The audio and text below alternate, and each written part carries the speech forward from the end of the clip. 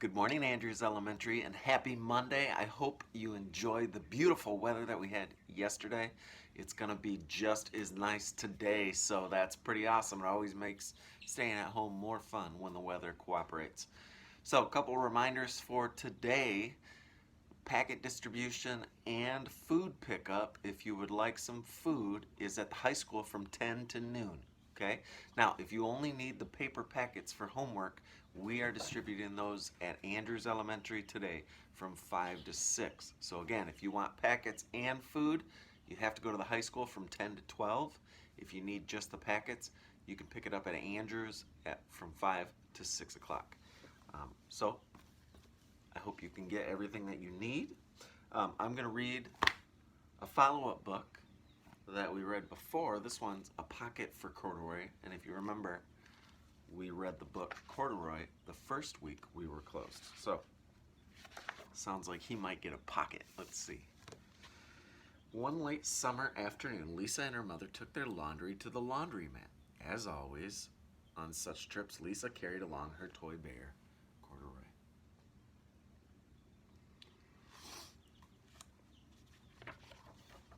The laundromat was a very busy place at this hour. Now, Corduroy, you sit right here and wait for me, Lisa said. I'm going to help with the wash.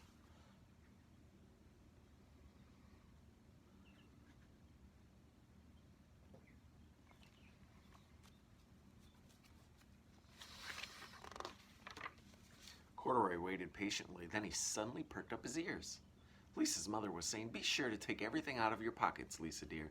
You don't want your precious things to get all wet and soapy."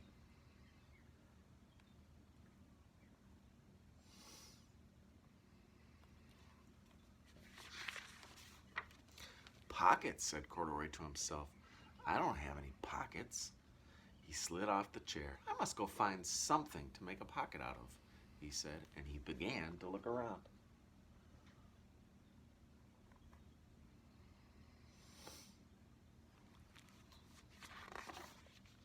First, he came to a pile of fancy towels and washcloths, but nothing was the right size or color. Then he saw a huge stack of colorful clothes in a laundry bag. "There ought to be something in there to make a pocket out of," he said.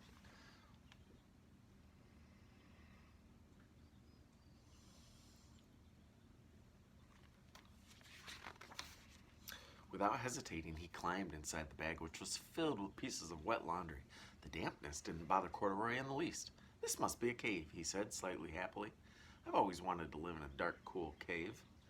When the time came for Lisa to fetch her bear, he was gone. "Oh, Mommy," she exclaimed, "Corduroy isn't here where I left him." "I'm sorry, honey," said her mother, "but the laundromat will be closing soon, and we must be getting home."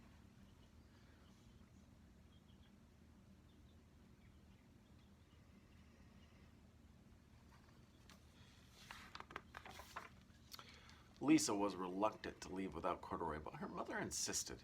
"You can come back tomorrow," she said. "I'm sure he will be here." As they left, a young man wearing an artist beret was taking his wet laundry out of the bag, the very bag Corduroy had discovered. Before he knew it, Corduroy had been tossed together with all the shirts, sheets, shorts, and slacks.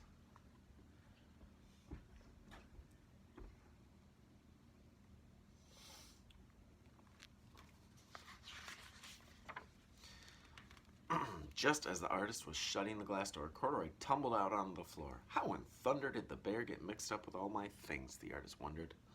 Poor Corduroy was damp all over. "The least I could do for him is give his overalls a good drying," said the man thoughtfully. He unbuttoned Corduroy's shoulder straps and put his overalls in the dryer.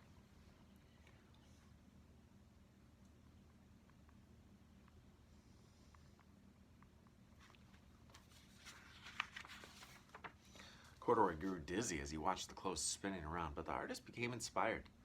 "This would make a wonderful painting," he said, and he took a sketch pad out of his pocket and began drawing swirling colors. "I can hardly wait to get to my studio." Finally, the dryer stopped whirling and the man gathered up the clothes. Then he helped Corduroy put on his warm, dry overalls. All at once, the manager of the laundromat called, "Closing time! Everybody out!"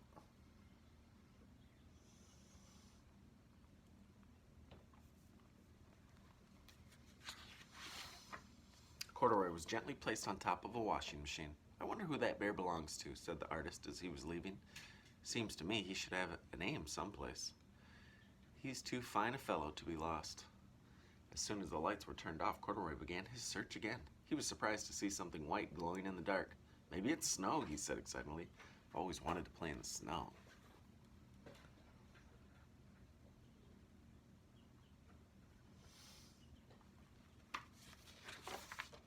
He accidentally tipped over the open lidded box, and suddenly he was covered with soft, slippery soap flakes.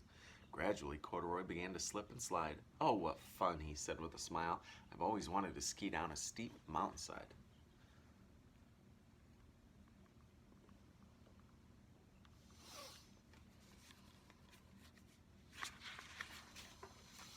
He landed paws first in the empty laundry basket. This must be a cage, he said, peeking through the bars. I've never wanted to live inside a cage like a bear in a zoo. But now Corduroy felt drowsy, and soon he nodded off.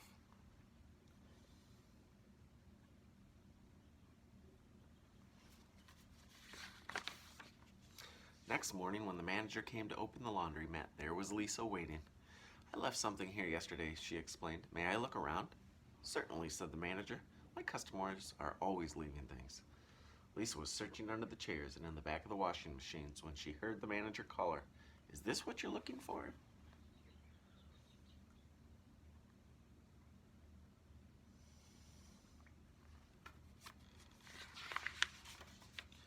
Yes, yes, he's my best friend, shouted Lisa as she came running. She reached in and picked Corduroy out of the basket. So this is where you've been, you little rascal, she said. It's time I took you home. Lisa thanked the manager and ran out the door and down the street, holding Corduroy tightly in her arms. I thought I told you to wait for me, she said. Why did you wander away?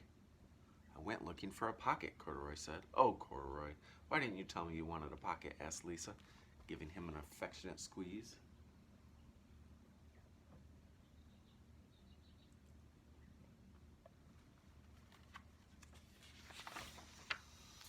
That very morning, Lisa sewed a pocket on Corduroy's overalls. And here's a card I've made with your name on it for you to keep tucked inside, she said. I've always wanted a purple pocket with my name tucked inside, said Corduroy, as he and Lisa nuzzled noses. Sounds like a happy ending for Corduroy and Lisa. Glad he got his pocket with his name on it. All right, friends, well, that's our Read Aloud today. Let's remember to work hard. Make sure you get in those Google Hangouts with your teachers because they can answer all the questions that you have from last week's homework packet and help you with this week's homework packet as well. They're a great resource. So I look forward to seeing you in those Hangouts. Let's have a great start to the week.